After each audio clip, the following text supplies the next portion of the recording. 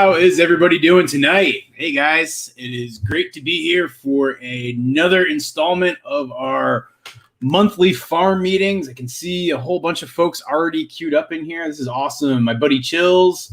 I see Littlefinger here, Jen Stoltz, Eleni, Chris G, or G Chris, Mallory from Quebec Homestead. Oh, good to see you, Mal.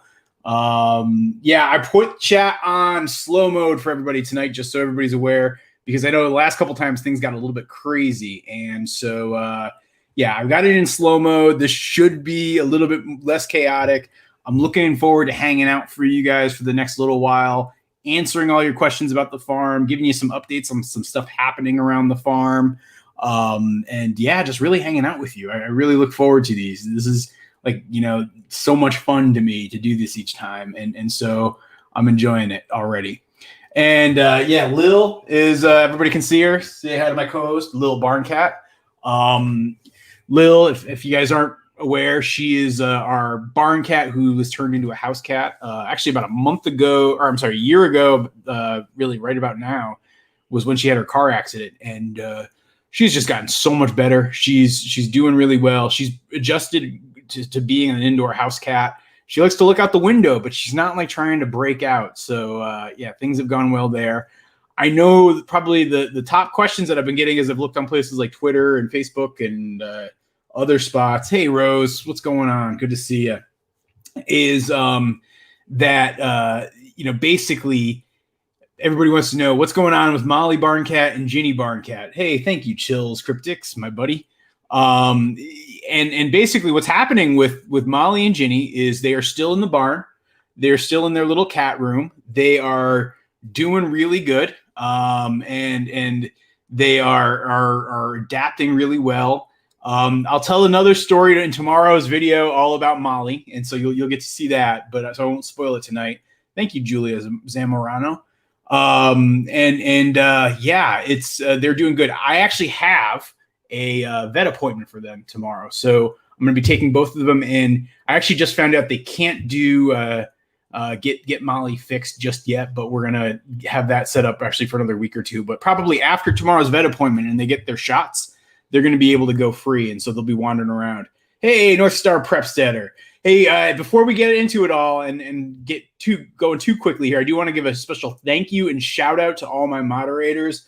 So far tonight, I saw, Kira over at Homestead Dreaming, Kathy over at North Star Prepsteader, Mallory over at Quebec Homestead, and Rose over at Wholesome Roots. So yeah, please show those folks some love and support. Without them, I would not ever possibly be able to do this. And so, yeah, thank you guys for being moderators tonight. It's really appreciated. And if others pop in, thank you guys. I'll give you a couple shout outs because I really appreciate it. And for folks who are out there, if you want to do anything to help out and ensure that these live streams can keep happening, please go check out their channels. They all are great content producers in their own right too.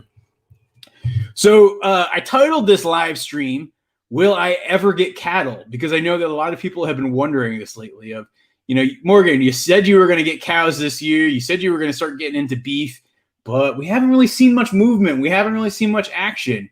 And the answer is yes, still, the plan is still on. My plan is by the time the snowflakes start to fall, we will have several cattle here on the farm. How many? I would still say that number's up in the air, probably somewhere between 5 and say maybe 8 animals. What I'm looking to do is have a cow-calf operation for the most part on our farm. And so that means, kind of a process of, having heifers and cows who can, I can breed. I'm not planning on immediately having a bull on the farm. And I will eventually, explain how I'm going to do this. But I'm going to get the moms pregnant. I will have their babies. The females will actually get added to the herd. The males will actually probably end up going into the freezer, as well as being the product that we sell. The long-term business plan is I'm actually also in the process of starting a beef jerky company, which I'm pretty excited about. My plan would be that we get the animals this fall. We get the company first animal would get slaughtered in the fall of next year, and so we'd start selling our first product fall of next year as well. And so yeah, it's going to be. I'm really excited for it. And yeah, let me start taking questions because I can see so many of them bubbling up in here. Guys, I'm going to do my best to hit as many of these questions as I possibly can. And also, if I answer it already, I'm going to try to avoid doing repeats, even though I know sometimes people like come into the chat late and miss me answering it already. So sorry if I already answer stuff. But first question of the night is going to go to Poultry Parade. I also got a new barn cat 4 days ago. And when you put the video about your two, I'm wondering what's the best way to train her? This is a great question. So when it comes to training a barn cat, really the main thing you want to focus on is training the barn cat to know that your barn is home, that it's its safe space, to get it comfortable with you and the rest of your farm. You don't have to train a cat to chase mice. You know, that's something that's instinctual. Some cats will be better mousers than others, but you know, you let their instincts run there. You don't have to worry about that. When it comes to training your cat to your property, you basically do what I'm doing right now with Molly and Ginny. It's what I did with Lil. It's what I did with Pablo, and basically keep them in a room inside your barn for a couple of weeks.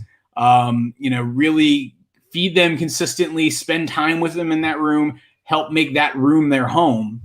And then eventually when you're ready, after a couple of weeks, you really open the door and let them come and go as they please. And so, for example, when I get back from the vets tomorrow, after taking the girls to get their checkups, I will probably just leave the door to the room that they've been in open and let them wander around and explore.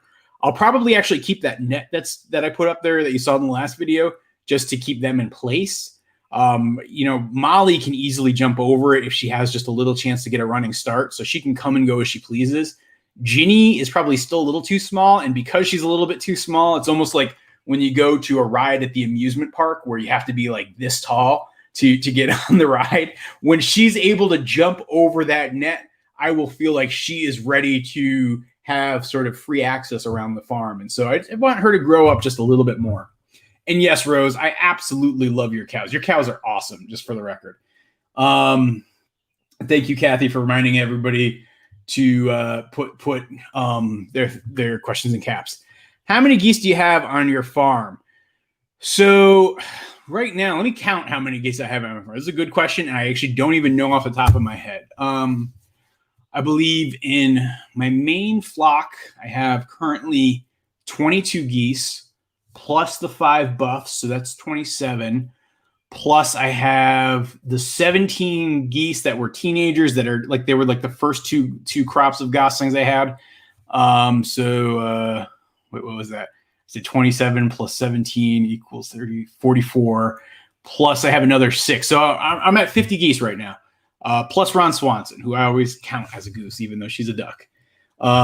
So that's my answer for you, Raymond. Lily Penner asks, any puppy news? And the answer is no, not yet. I'm going to probably put together a video updating everybody on the puppy stuff. I will admit, I'm a little concerned about my current puppy plans. The breeders that I've been working with, the breeders that I got Toby from, their puppy right now is having, their dog is having trouble conceiving. And so I'm a little worried. So I got to admit, I'm not 100% sure what I'm going to do. I really want to get a second dog. It was definitely on my goals list for this year, but I do not. I do not have any new news, which is, you know, I'm hoping for something for soon.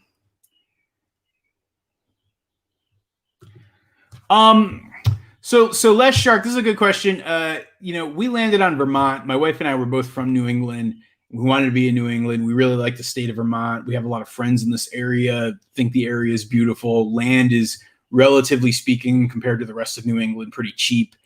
And so that's how we ended up here. In terms of second choices, you know, we were living in Washington, D.C. at the time. And so we looked a lot in like rural Virginia. So like out past like Charlottesville, out past like Fredericksburg. We definitely looked in areas that were like closer to DC, but we weren't quite feeling it. And we wanted to move back to New England. And as soon as we thought New England, it really was, you know, all about going to Vermont. All right, Kathy, thank you for bringing this up. And I just want to let everybody know, and there's actually another question that's going to dovetail into this one. So we are going to be, I think Allison's going to be there as well. Going to be at the Homesteaders of America conference, October 8th and 9th. I'm going to be giving a talk, I think it's on October 9th, all about raising geese. I'm super excited to be there. It should be a blast. Last time I went 2 years ago, I just met so many folks that got to hang out. I'll be hanging out there too, pretty much all day on the 8th, all day on the 9th. You know, just be there to shoot the breeze with you guys and catch up. And so if you're in the area, it's totally worth, like, if you're thinking of driving a couple of hours, I would say it's definitely worth it. Even, you know, like a family weekend trip, I think it's worth it as well. And so, I strongly recommend you check it out. There's a link for it. And yeah, I hope to see you guys down there. You know what's funny? My dad texted me about this the other night. I meant to get back to him too, and I didn't. I have not seen Jeremy Clarkson Farm Show. I heard of it though. And so, yeah, it's on my list to check out. I just have had no time whatsoever to watch TV, but you are the second person to bring it up. And so, it's a good question. I saw a question go by that I wanted to answer, but I can't seem to find it now, so I can't pin it. And the question was, is our farm open to the public? And so it's funny because I've had, I wanted to actually address this. So the farm is not open to the public, because I've got such limited time. Either I'm inside this office working or I'm out there on the farm. It's tough for me to like stop and give people tours and have people come over. I'm probably going to do someday in the fall, and I haven't announced it yet, but I'm working on trying to line it up, of like a farm day where folks can come and visit. It'll probably coincide with our goose harvest, like shortly thereafter, so folks can come and visit and pick up geese. And so, so the farm is not open to the public, just to answer. Littlefinger, this is a good one there, Sir Peter Baelish.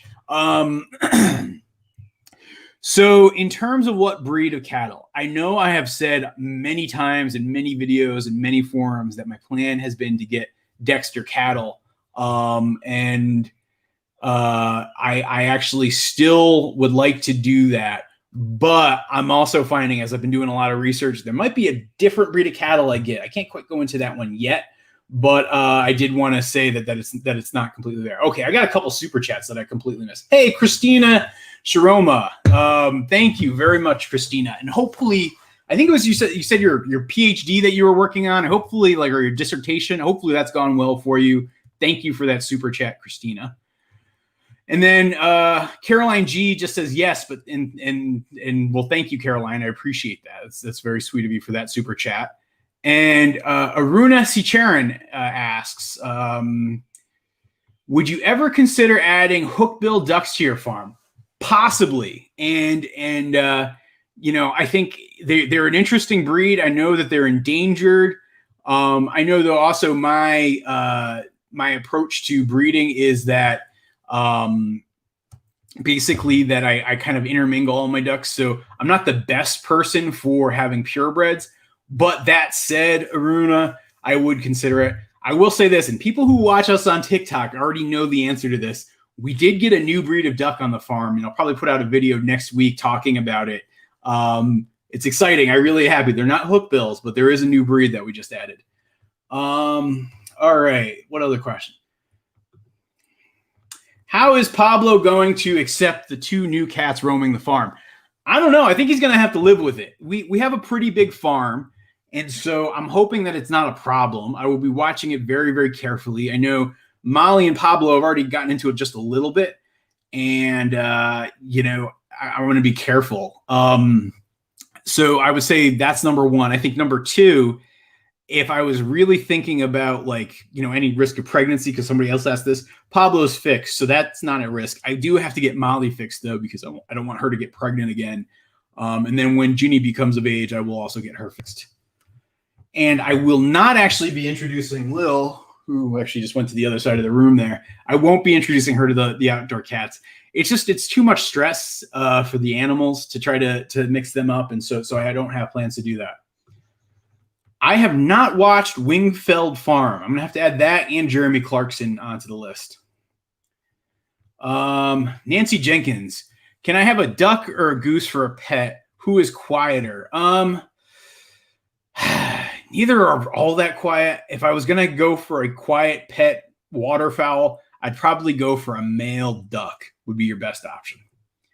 All right, Lyndon is saying, hey, man, great show. I drove from New York to Miami, Florida with you playing in the background. That's awesome. Hey, speaking of which, and thank you for the super chat, Lyndon. And I do want to actually bring this up because I'm very excited. It's going to be happening next Wednesday. So a week from today, I'm going to be bringing back the Goldshaw Farm podcast. I've already recorded 2 episodes. I've got it ready to go. I got to finish editing and get it posted. But it'll post next week. So it'll start happening pretty much every Wednesday. I'll be putting out a new episode for at least the summer. I'm excited.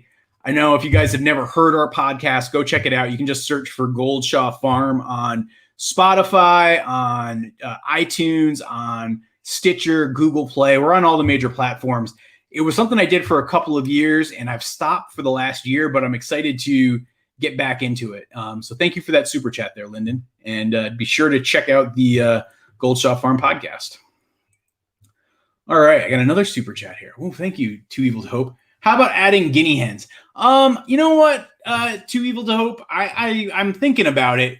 Maybe someday. I have a lot of other things going on, and so I wouldn't say that they're any priority. Good question, Raymond. So I am not hatching any more geese. We're done. The geese have stopped laying eggs, so we're done with geese for the year. So the 6 goslings that I have actually outside now are the last 6 geese to be born on the farm this year, and it won't be any until next year. I do have plans to hatch some more ducklings, and I do have some plans to hatch chickens. And so ducklings will be next. Then finally, I'll do a batch of chickens this year. The chickens will be actually mixtures of the chickens that I have today. So it's going to be a very wild card barnyard mix, and I'm pretty excited about it. So Timothy Hahn, this is a good question. The duck pond is doing okay. The water's not too stagnant. It's been getting good circulation. The water levels have been going down. So as the summer heat's been going on, the water's been evaporating, but it's not draining as fast as it was last year. So I'm heartened by that. And so I'd say it's going so-so. Hidden Spring Farm. Do goslings need niacin? Yes. I would say that you're better off making sure you supplement your goslings, much like you'd supplement some ducks. So some brewer's yeast mixed in with the feed is great for them. And then the other thing, particularly for goslings, the more grass you can give them at a young age, the better. And so, by day 4 or 5 with my goslings, I'm giving them like just handfuls of grass and just tossing it in with them. Number 1, it's good for them just to practice. Number 2, it's I think good just from training them to do it and so that they don't get bored. And then number 3, I think it does have some nutritional supplement. All right, we're getting so many questions. I'm sorry, guys, if I'm not keeping up with these. Santy Bunny, thank you very much for that super chat. Okay, question here. Sorry. It's very hard to read and talk. My ADHD does not help. Do you have any advice on helping Goose become unbroody? I have a goose that has been broody quite since early June, and the goose isn't sitting on eggs.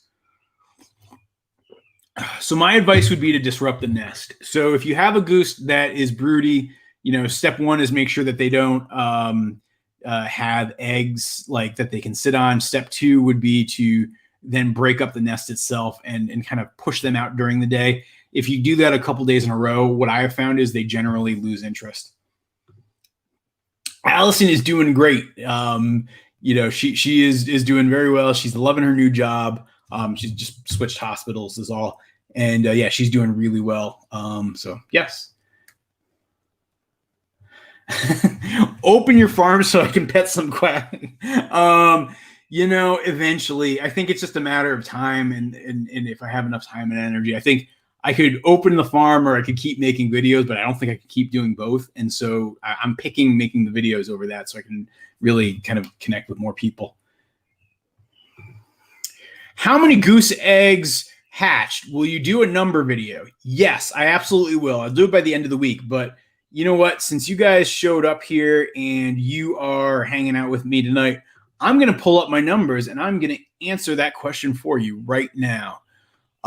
This video will probably come out on Friday. So you live stream viewers are getting like some top secret information here. You're getting the sneak preview. Yeah, let me show you guys this. Where do I have my numbers?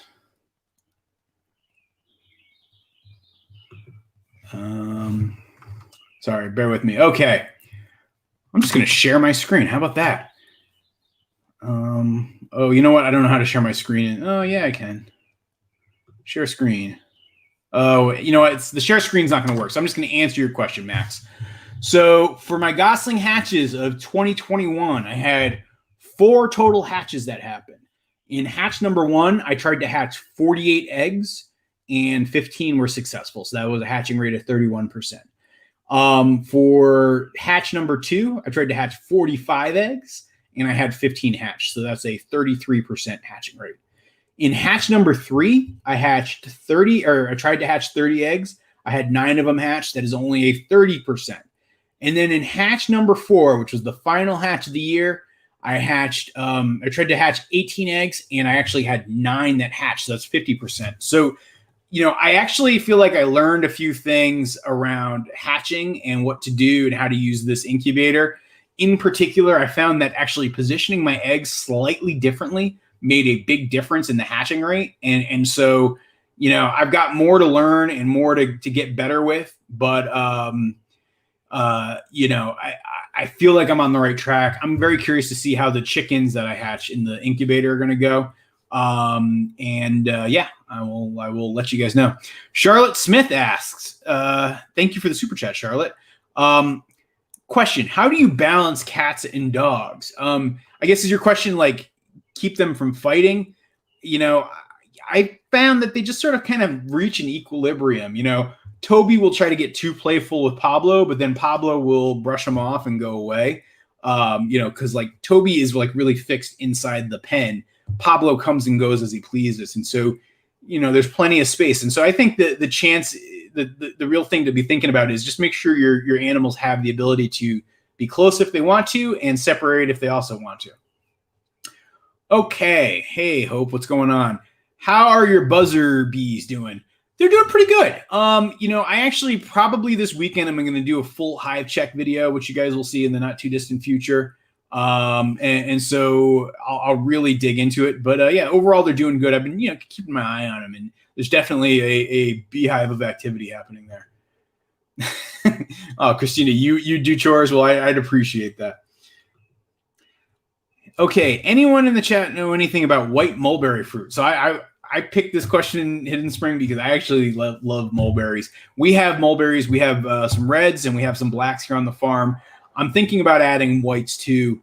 They taste great. They've got a slightly different flavor. It's not nearly as sweet and cloying as a lot of other berries, especially even like red and black mulberries. So I'm a fan. I think they're a great fruit to add to your homestead or farm. How many things do you think you don't get? How many cows do you think you don't get? I feel like this is a trick question. But I'm looking to get probably somewhere in the neighborhood of like 5 to 8, somewhere like that. All right. The reason your hat is because your grease is because of my geese. I'm going to guess it's saying. I don't know. Sharon Tracy, we found this year that our incubator goslings aren't as large as 2 months as their siblings that are raised by parents. Parents won't have anything to do with the incubator goslings. So yeah, Sharon Tracy, a couple things in what you're saying there. Number one, yeah, even if they were the genetic offspring of those geese, if you hatch those geese yourself and raise them up for a month or two and then try to introduce them to the parents, they're going to act like a totally separate flock. So for example, the geese we have on our farm are the offspring of our main flock of geese, but they act as 2 different flocks walking around the farm. I actually found the opposite of what you're saying, though. I have found that when I raise geese in the brooder, they grow up bigger than if I have the parents raise them. And I think that the reason for that is I feed them more. They have access to more nutrition. And so you know, when they're out there with the parents, they're out there doing a lot of stuff. They're out there in colder temps. And so I actually found the opposite to be true. That's not to say that you didn't, but, you know, that's just my experience. Thank you, Red Rock and Geezer, for that super chat. And CMDR Mawarts. When do you think you will be able to quit your day job and focus full-time on the farm? You know, I'm not sure. And to be really honest, because I actually get this question a lot, I'm not sure I want to. I like what I do during the day. I like my life here on the farm. And as long as I can kind of keep finding the right balance between the two, I'd love to try to keep doing both as much as I can. I really enjoy the people I work with in my day job. I enjoy a lot of the types of work I do there.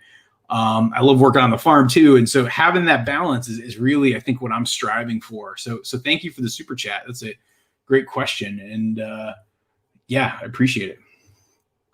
Thank you, JK. Do you ever plan to add plants or even small feeder fish to your pond once it holds water year round? I think it'll really help add a sort of wild and natural feel to your farm. So I agree with you 100%, Iceheart. I think once I can try to stabilize the pond, then I'll actually invest in, like, you know, adding plants and then maybe fish. But it would start with the plants. I have not done that yet because I haven't felt like I've stabilized it. And I you know, I actually thought about even like introducing duckweed this year to the pond. But like, you know, I couldn't bring myself to like do that work, spend the money on the plants, and then have them all die because the plant water went, or the water levels went down too far. So there you go.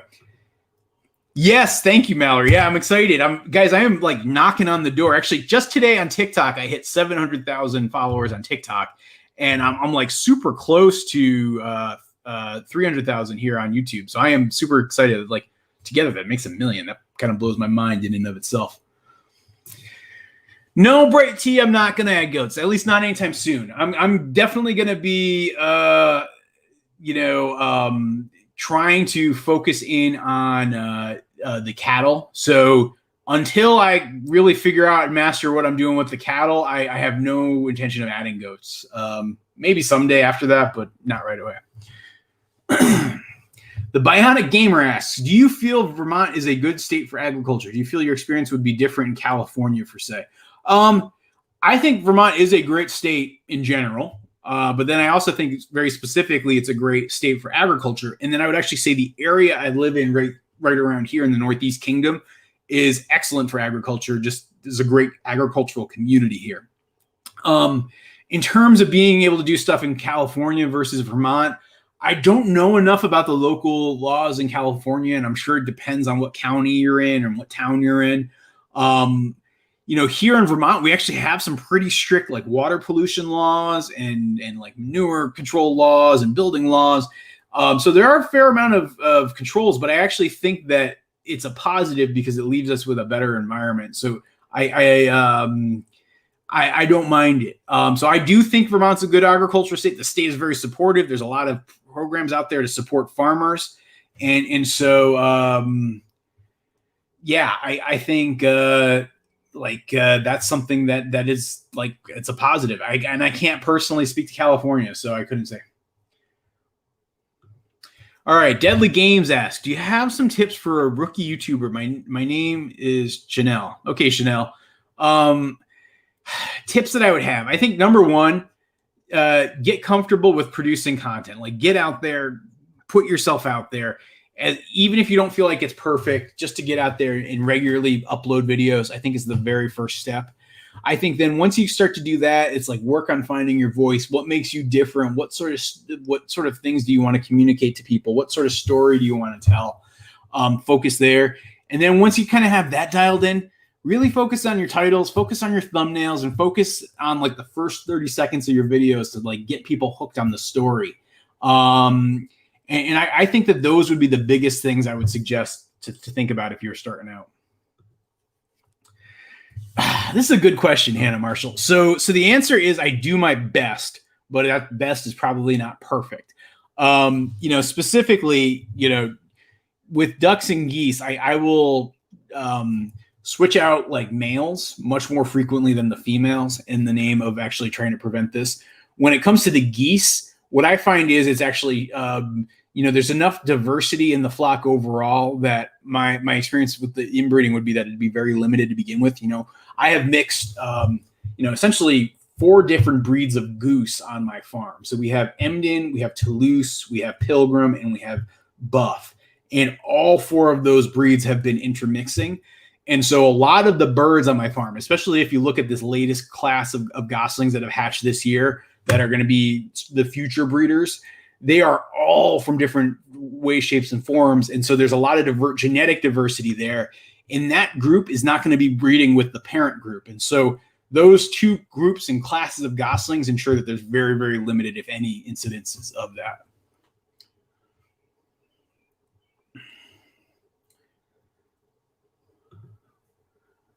Okay, do you have advice for geese to protect the chicken flock? Do you advise, repeat it.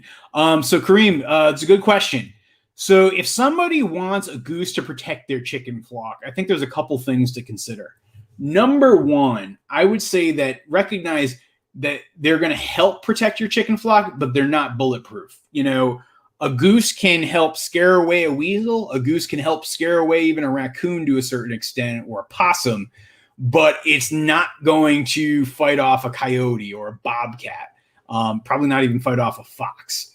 And so you have to keep that in mind. Number 2, I would only have 1 goose with your chickens. So if you can raise it from a gosling and let it be there, I think I would start with that. I think the other thing I would say is if you have multiple geese, those geese are going to gravitate together and ignore your chickens. If you only have 1 goose, that goose is going to bond to the flock. And so I think that would be the other thing I would suggest. Oh, Sharon's got Pilgrim and Toulouse. Yeah, I love Pilgrims. I love Toulouse. I love the Buffs. I love them all. Beans or bread?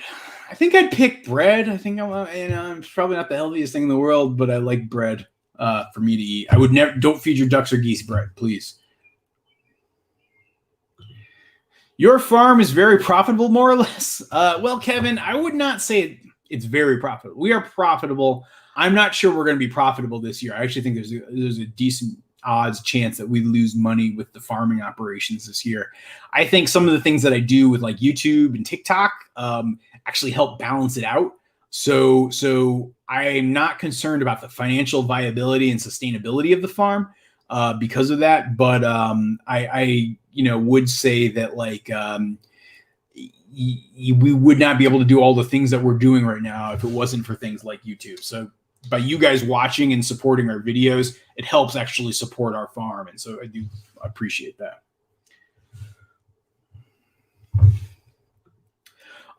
So usually what I will do is I won't bury it, but I will put it like in the far back corner of our farm. So almost like about 3/4 of a mile away from where all of our other animals are, so that, various scavengers can come and eat it. I kind of believe in returning animals to the earth. I think it's a good thing.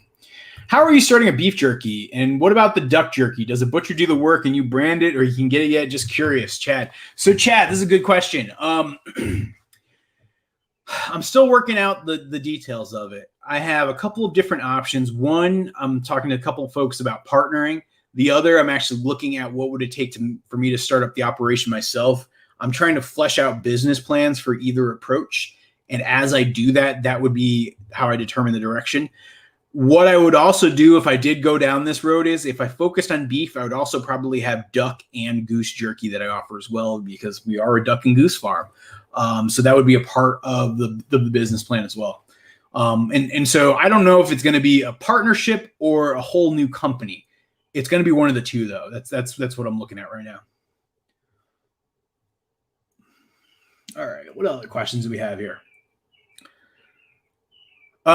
Phyllis asks, are you planning on doing regularly videos other than Mondays and Thursdays? Yeah, and I don't know if you guys have noticed this, but generally speaking, I usually have a Saturday video in the mix too. So I've been doing Mondays, Thursdays, and Saturdays. I'm going to keep doing that as much as I can. So yeah.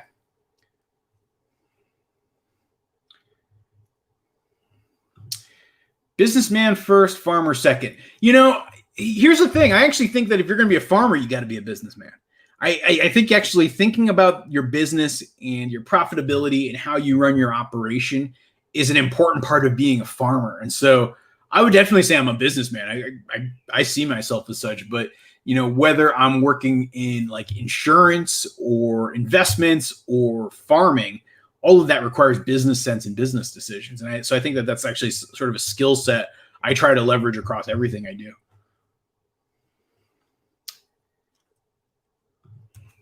How many hours a day do you spend working on the farm? What's the most time consuming overall? So it sort of depends on like Monday through Friday. I would say I spend about an hour to an hour and a half in the morning and maybe about 2 hours in the summer months, 3 hours a night. So this is all summertime. On the weekends, it's like 10, 12 hours a day. I'll usually work on a Saturday and Sunday on various projects. The other thing I do is I probably spend about 3 or 4 hours a week filming videos and about 10, 15 hours a week editing videos. And then I probably spend about 50 hours a week working like my day job. So that's sort of how my time. Yeah. All right. So what other questions are having? Thanks for coming out here, guys. I really appreciate when you hang out. Is there a cap on how large you'd like the farm to get? Yeah, probably. I haven't contemplated exactly what that would be, but I don't know. I would really have to think about one. That's a great question, Ben Balester. I think I would want to limit it to the point where the farm couldn't consist of myself and no more than 3 people working it. If it got bigger than that, I think it'd be bigger than I'd want it to be. How long before you have a bunch of tall trees in your orchard? Tall trees, probably another 5-10 years, like, stuff over 20 feet. Some of the trees, I've got a lot of the trees, chestnuts now. I have chestnuts that are more than 10 feet tall. So they're getting there. And that might not seem like a lot. And when you look at them, they're somewhat unimpressive. But I remember when they were like literal sticks that I was putting in the ground. And so it takes time. Yes, exist logic. I do have to explain Ron Swanson to people, and they do react like, what? So yeah, Ron Swanson, if you guys aren't familiar, she's the duck who thinks she's a goose. That's because I hatched her out with a bunch of geese, and so she always grew up living with the geese. Even right now, like I locked up all the other ducks tonight, but I didn't lock up Ron Swanson because she's just out there hanging out with the geese. So yeah. Sometimes, Matt, it often feels like that. I do, Michelle. I've got a couple of other ones. I'll keep them a secret for now, but I do have other tattoos. When working on the farm, where do you spend most of your time, in your house or out on the farm? If I'm working on the farm, it's out in the pasture and usually like the duck and goose area. So like the area that's fenced in that you guys see back there, that's where a lot of it happens. Sometimes it's in the garden and in the area right over there. When I'm working in the house, it's always in this room. Like always in this room. Oh, hey, thank you, Saw for that super chat. Have you considered using the pond water as a source for hydroponic growing setup?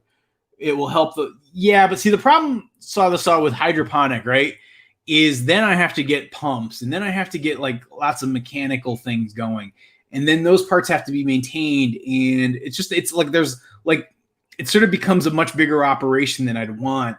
And my goal isn't to really do a lot of hydroponic growing. So you're right that the hydroponics could help filter the water, but it's not necessarily an activity I want to get into.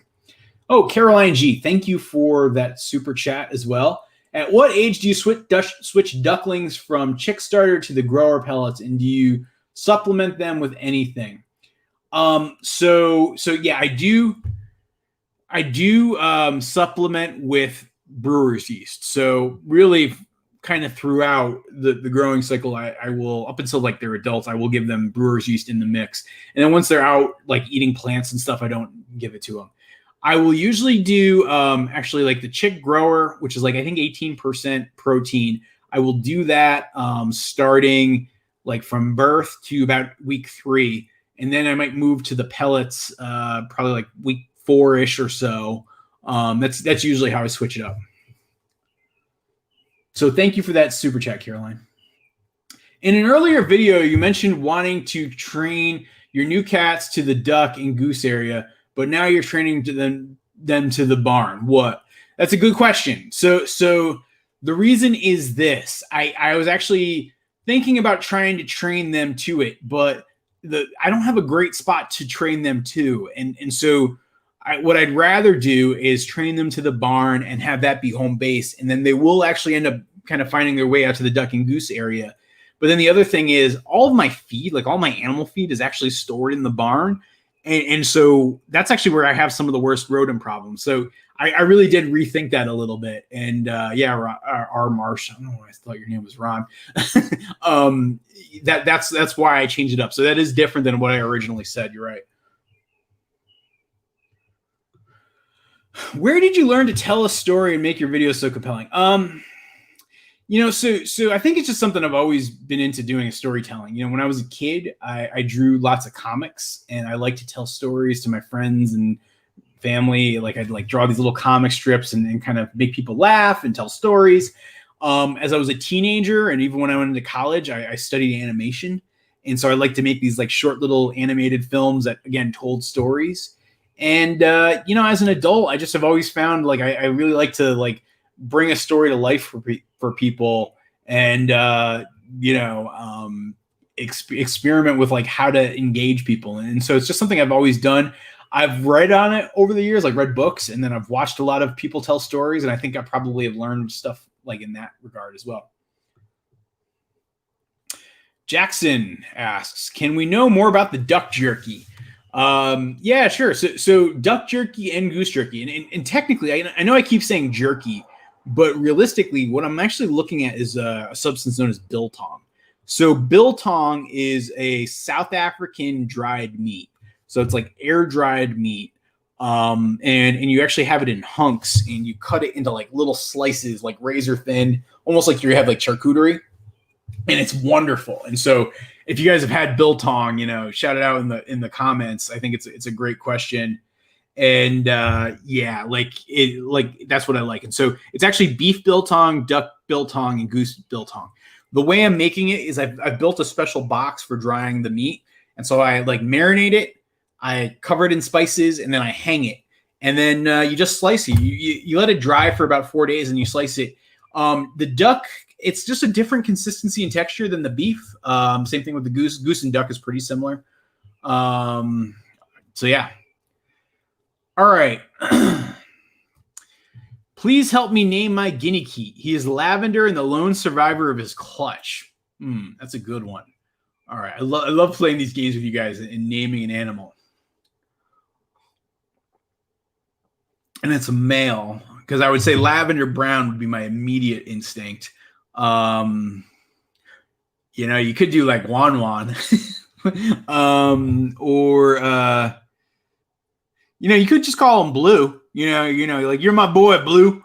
Like, I don't know. That'd be something I think about. All right, one more naming request here. Hey, Morgan, do you have a good name for my baby Khaki Campbell? She has orange legs. That's interesting. Yeah, you know, some of my Khaki Campbells I've noticed have that orange leg gene too. Like, actually, Quacky Chan has that. Any ideas if you guys have them? Shout out in the chat here. Let me think about that one. Biltong rocks. That's right, Mr. Captain Spiff.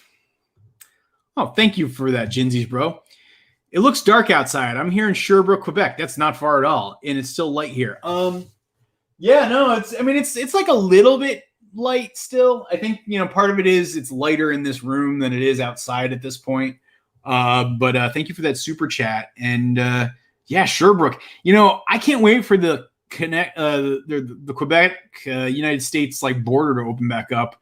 My wife and I, we used to go to Sherbrooke all the time for like dinner. I mean, it's like, I don't know, an hour from here. So yeah, I definitely miss that. Hey, Carrie, how's it going? So, Michelle, I did answer this, but I'll have you answer it again. You're very sweet for saying that. The bees are doing good. They're making lots of honey. They are not stinging anybody. I have not been stung other than that first day. And so far, so good. Do you plan to getting any other poultry in the future? So really only ducks, geese, and chickens. Maybe someday in the future I might end up adding some turkeys into the mix. Yeah, but at some point. Hey, Farmer Brad, what's going on, buddy? I don't know what currency ARS is. Thank you, because I can. All right, Michael asks, can we get a chicken 101? I want to get chickens, but it's hard because I love the vids from Not a Cat Person. Hello from Washington State. I mean, I'm not sure what to give you in a chicken 101. I could try to make a video like that. You know, there's some basics with chickens that I feel like I've learned. I never actually intended to have chickens. Would you ever make a video on ranks for the birds, Parks and Rec? You mean like ranks, like making fun of them, like ranking on them? Or you mean like what's the hierarchy of my favorites or something like that? Hey, thank you, Kevin Quarez, for that. I really appreciate that super chat. Thank you, Kevin. All right, Smoggy says, I live in Rochester, New Hampshire. Anytime in the future we're able to drive by and see the farm. Yeah, no, unfortunately, Smoggy, we're not doing farm visits right now. Maybe someday in the future, but not right now. So yeah. Thank you, Kevin, by the way, again.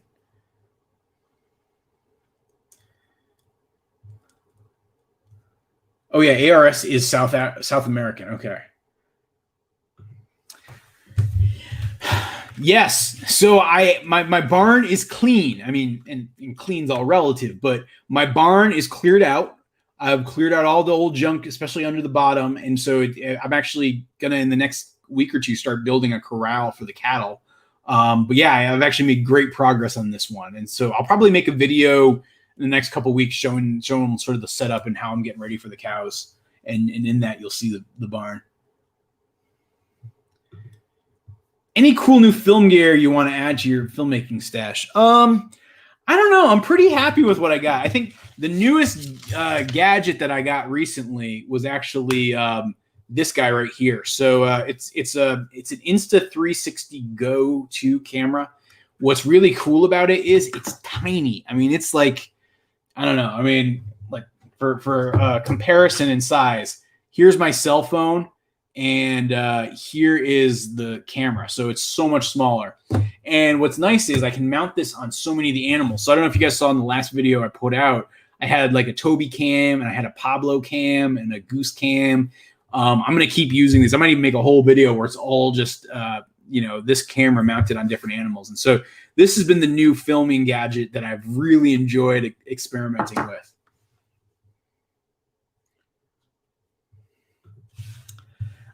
So Piper Lely, that's a good question.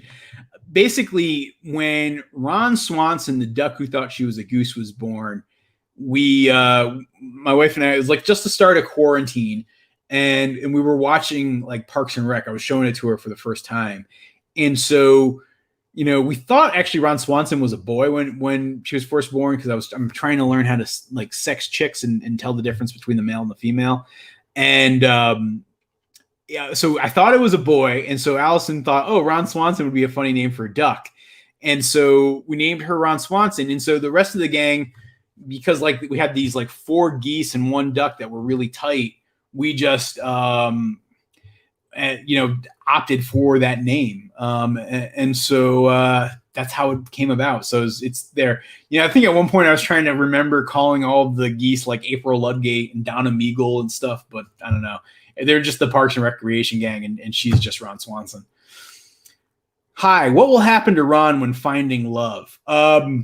Well, so Untitled Goose tried to mate with her a couple of times, and that didn't really work out. And so, yeah, that's definitely the case. So yeah, I don't know if she's ever going to find love because she wants nothing to do with the ducks, and so she might just end up being a spinster, to be totally honest. But she seems very happy, and so yeah, that's that. Have you ever thought about getting an excavator like Alfred's?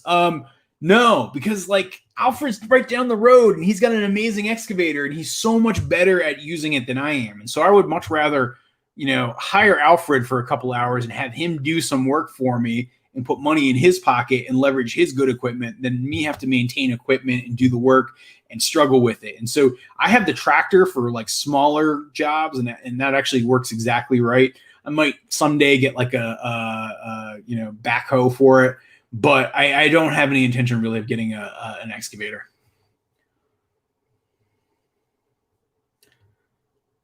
Yes, everybody click the like button. So what is special about Silky chickens? I think there's a couple things that are interesting about Silky chickens.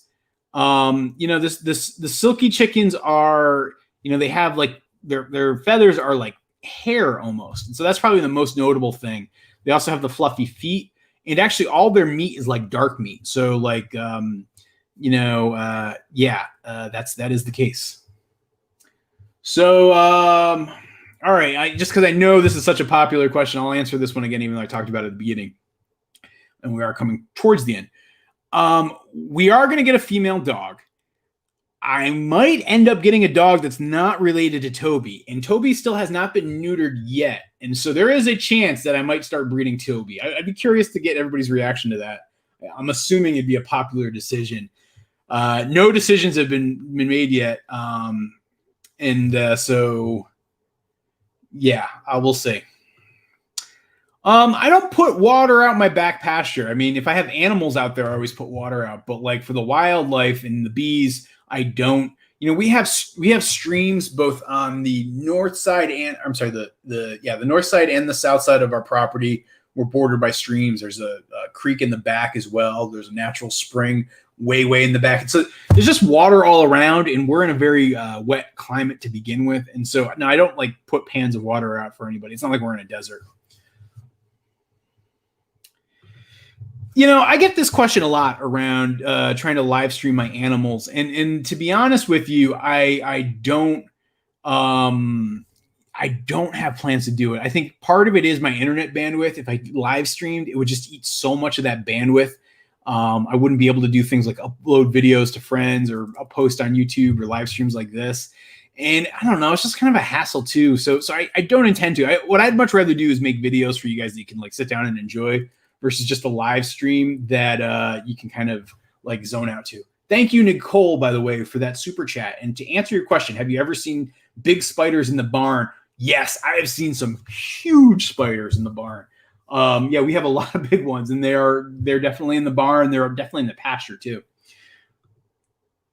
The My Buddy Alfred song, did I write that? No, I didn't. So, gosh, what's his name? A guy wrote it and sent it to me. He did a great job with it. I listed it in the video where that song appears, and he did a good job. But no, I have like zero musical talent. So any music you ever hear is never me. Hey, Sunny's Place. Let's see. Do runner ducks remind you of droids from Star Wars? Just me? No, 100%. They remind me. And I'm going to let it slip.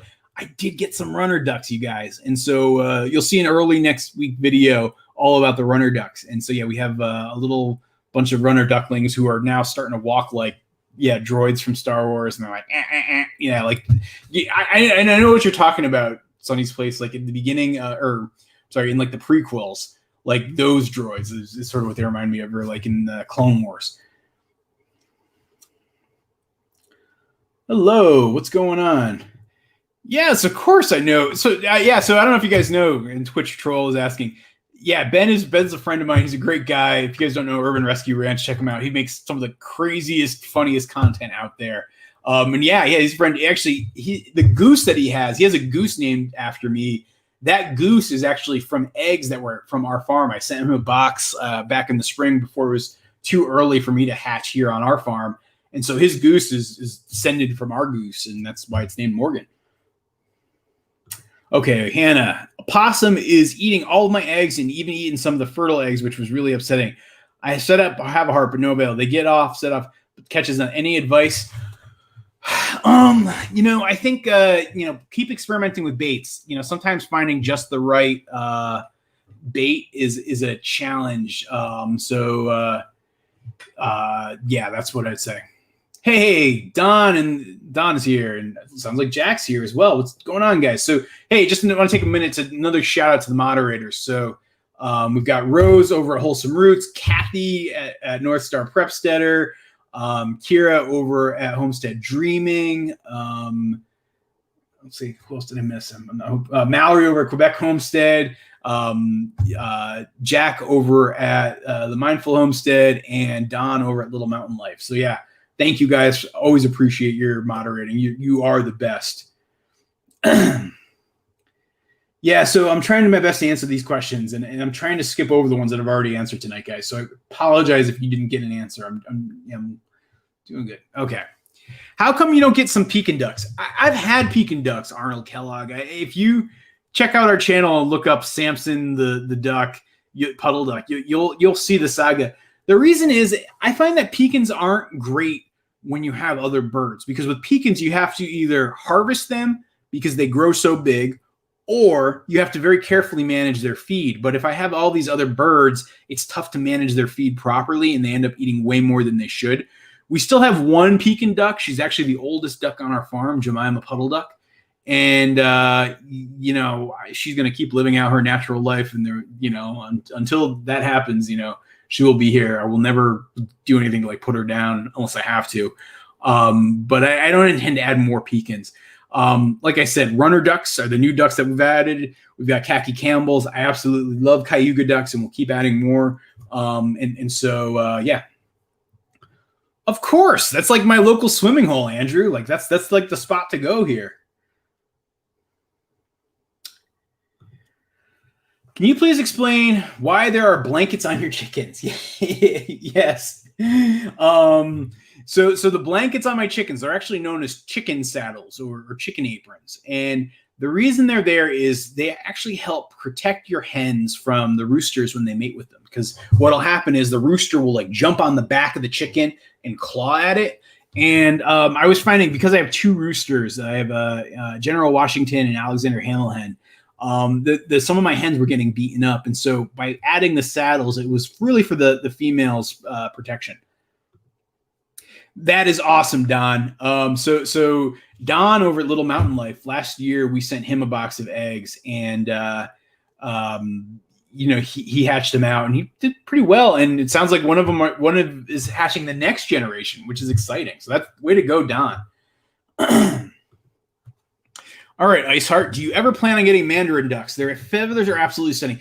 Yeah, I know. The challenge is a couple-fold. One, they do okay in cold climates, but not great, and we are definitely a cold climate. I think the other thing with Mandarins is they can fly away, and so I don't have any interest in trying to constantly have to clip their wings or building an enclosure. Like my buddy Jake over at White House on the Hill, he has Mandarins, but he's got an aviary that he's building, and so that keeps them in place. I don't have any intention of doing that. No, Toby has never been seriously injured. I think health problems Toby has had. He had a bout of parasites back in the winter, which was easily handled with a medicine. And I pulled a tick off of him once or twice. That's about as bad as it gets. He's a very healthy dog.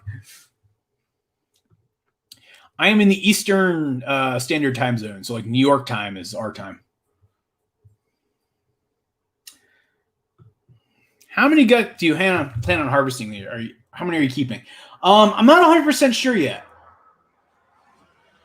I'm going to guess probably around 20 to 25 harvested, and then keeping more. I want to keep getting more and more into breeding, to be honest. I'm finding that that's being the best business. It'll be in this video that I put out later this week, but yeah.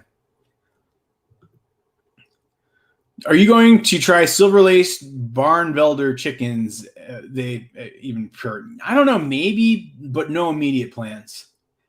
Oh, hey, Janae and family. Thank you for the super chat. And what are the plans for the teenage goslings? So some of the teenage goslings I will keep, some of them I will harvest. So I'm noticing that some of them have some incredible feather patterns. I have a couple that have leopard spots, which is cool. And so those I will keep them for future generations. I don't have plans to harvest all of them. Some of them actually, for example, I have this one goose that developed angel wing, and I will harvest her because, she shouldn't have angel wing because of the genetics.